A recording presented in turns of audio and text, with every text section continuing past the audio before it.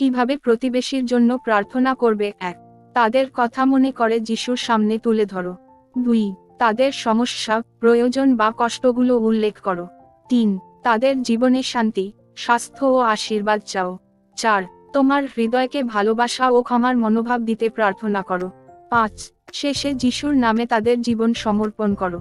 প্রতিবেশীদের জন্য সুন্দর একটি প্রার্থনা। হে মঙ্গলময় পিতা, আজ আমি আমার প্রতিবেশীকে তোমার সামনে তুলে ধরছি। তুমি জানো তাদের জীবনের প্রতিটি সুখ দুঃখ, তাদের প্রয়োজন, তাদের সংগ্রাম, এমনকি তারা কখন কষ্টে আছে সেটাও তুমি দেখো। প্রভু, তোমার ভালোবাসা তাদের হৃদয় ছুঁয়ে যাক। তাদের জীবনে যে কোনো দুশ্চিন্তা, ভয় বা অসুস্থতা থাকলে তুমি তোমার করুণা ও শান্তি দিয়ে তা দূর করে দাও। তাদের ঘরে আনন্দ, ঐক্য ও নিরাপত্তা দাও, যেন তোমার আশীর্বাদে তাদের পরিবার শক্তিশালী হয়ে ওঠে। যিশু, যদি তাদের জীবনে কোনো কঠিন সময় আসে, তুমি তাদের পাশে দাঁড়াও এবং শক্তি দাও। তাদের পথ ঠিক করে দাও, ভুল সিদ্ধান্ত থেকে রক্ষা করো, এবং তোমার আলো তাদের সামনে জ্বালিয়ে দাও। প্রভু, আমার হৃদয়কেও ভালোবাসা ও সহানুভূতিতে ভরিয়ে দাও, যেন আমি তাদের প্রতি ধৈর্য, দয়া এবং সাহায্যের হাত বাড়াতে পারি।